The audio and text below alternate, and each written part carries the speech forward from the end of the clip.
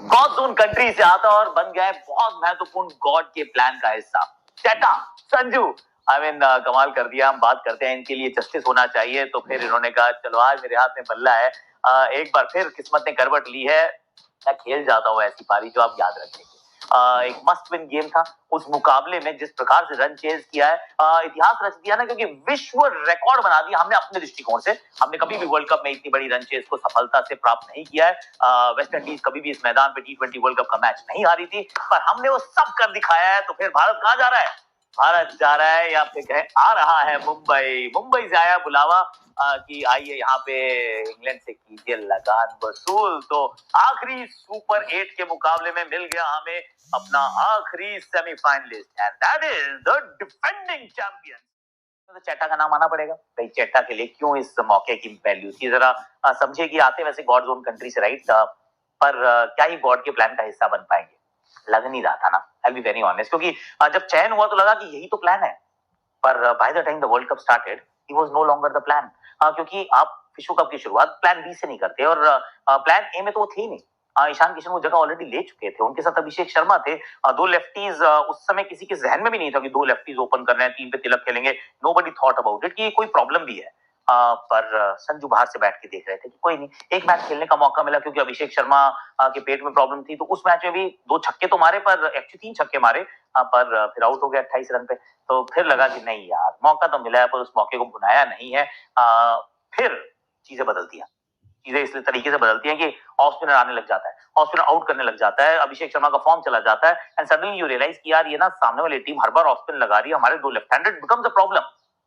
And then enters Sanju Samson. वो South Africa की हार के बाद, वो साउथ अफ्रीका से अगर हार ना मिलती, वो मुकाबला हम जीत जाते, तो संजू तो आपकी थॉट में ही नहीं रहता। अगर अभिषेक शर्मा फॉर्म ना गवाते तो वो आपकी थॉट में ही नहीं रहते, क्योंकि ईशान किशन ने तो कुछ भी गलत नहीं किया है, कुछ गलत नहीं किया है। हाईएस्ट रन स्कोरर रहे इस भारतीय टीम के, विकेट कीपिंग ठीक ठाक कर रहे थे, उनसे विकेट कीपिंग के दस्ताने खींच लिए गए, उनसे ओपनिंग से हर्म को हटाया गया, पर 3 नंबर पे अब वो आते हैं।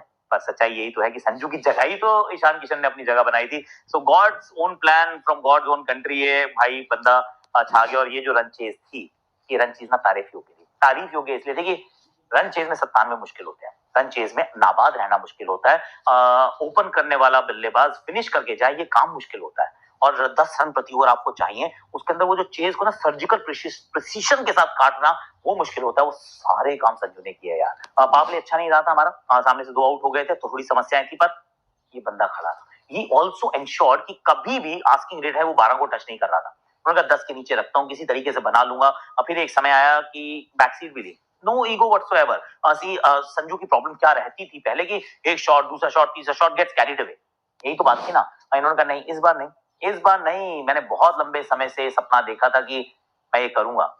विश्व विजेता है वो, पर लोग भूल जाते हैं क्योंकि मैच नहीं खेले थे ना 2024 में, और यहाँ पर भी ऐसा प्रतीत हो रहा था कि थोड़ा एक्सेस है। He is not a part of the playing 11, पर एक्सीलेंट पारी खेली है। कभी एक्सेस मान रहे थे, अब एक्सीलेंट पारी खेली है।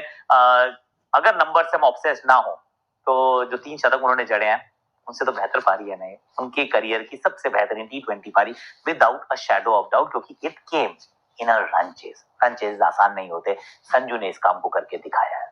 ये मौका एक था संजू सैमसन के लिए, उन्होंने अपना नाम भी बनाया, अपना काम कर दिखाया। इनफैक्ट अपने परिवार का, अपने शहर का, तिरुवनंतपुरम से आते हैं, अपनी स्टेट का, केरला से आते हैं, सबका नाम उन्होंने रोशन किया है। So well done Sanju Samson.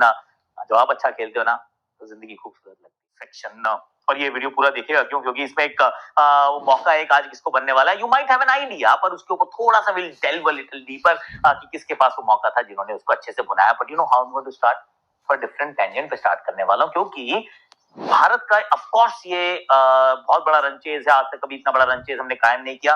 पर सच बात यह है, इस बार भारत की जो गेंदबाजी थी ना, उस गेंदबाजी के अंदर जो दिमाग था भैया, दिमाग वाज ऑन डिस्प्ले। मैं तो उस चीज को हाईलाइट करना चाहता हूं, क्योंकि कई बार it slips under the radar कि हमारे पास 5 गेंदबाज थे, हमने छठे का इस्तेमाल नहीं किया। लेकिन वो 5 गेंदबाजों का इस्तेमाल किस प्रकार से हुआ, दोनों हाथ से थम्स अप कहने का मन करता है।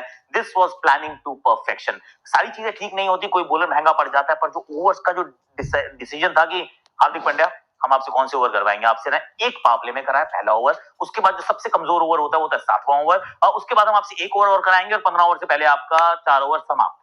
यही तो बात की थी ना हमने कि हार्दिक पांड्या का आप ऐसे इस्तेमाल कीजिए कि 15वें ओवर 16वें ओवर तक आप उनके वो सारे ओवर समाप्त कर दीजिए। कर लीजिए आप अक्षर पटेल को जल्दी लाए, और अक्षर पटेल एकमात्र ऐसे गेंदबाज थे जिनको 3 ओवर लगातार करा दिए। क्यों? क्योंकि उनको आइडिया था तो राइटी खेल रहे हैं, लगातार गेंदबाजी कराओ, बाद में तो लेफ्टी शिमरन हेटमार आएगा, शर्फिन रदरफोर्ड आएगा, and we can't risk it कि भैया हम एक ओवर दुबे का करा लें। Beautifully done. अब बुमराह का बेस्ट कब मिलता है? बुमराह का बेस्ट तब मिलता है जब आप एक पावर प्ले में कराएं, एक मिडल ओवर्स में कराएं और 2 बाद में कराएं। उन्होंने लीजिए सर, यू से जीनियस आई हियर बुमराह। वो वाला काम उन्होंने करवा के दिखाया, क्योंकि एक ओवर जो आया जिसमें एक नहीं 2 विकेट्स उन्होंने चटकाए यार, that was that game changing over. तो उनके वो 3 स्पेल में ओवर करवाना, इवन अर्शदीप शुरू में 2 करवाए, फिर एक 16वां ओवर करवाया, 16वां था और उसके बाद 19वां था। 16 महंगा था तो उनको 2 ओवर का ब्रेक दिया, कह रहे नहीं मैं तुमसे भी लगातार 2 नहीं कराऊंगा, क्योंकि you are not Bumrah, you are brilliant but you are not Bumrah. Bumrah डाल देते हैं एंड में आके लगातार 2 ओवर्स, शायद अर्शदीप ना डाल पाए।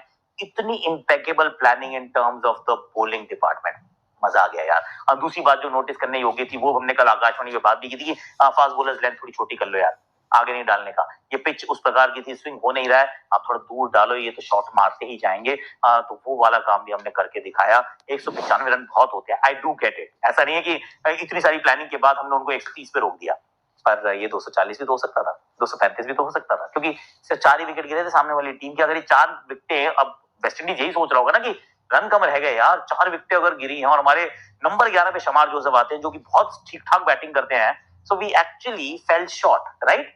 पर उसकी वजह कई बार ना ये होती है कि आपने मोमेंटम गेन नहीं करने दे रहे, you are making the game, in fact the play was so beautiful to watch. कई बार वो मिस हो जाता है, क्योंकि उतनी बारीकी से शायद आप हर ओवर के हर स्पेल को नहीं देखते, पर it was such a delight. I think from Surya Kumar Yadav this was his best display of captaincy. इससे बेहतर मैंने उन्हें गेंदबाजों का इस्तेमाल करते हुए कभी नहीं देखा है। इससे बेहतर करने की कोई गुंजाइश भी नहीं है। It was a near perfect कप्तानी इन टर्म्स ऑफ बॉलिंग की रिसोर्सेज को कैसे उन्होंने करना था, वो जो कहते हैं ना distribution, he was absolutely brilliant.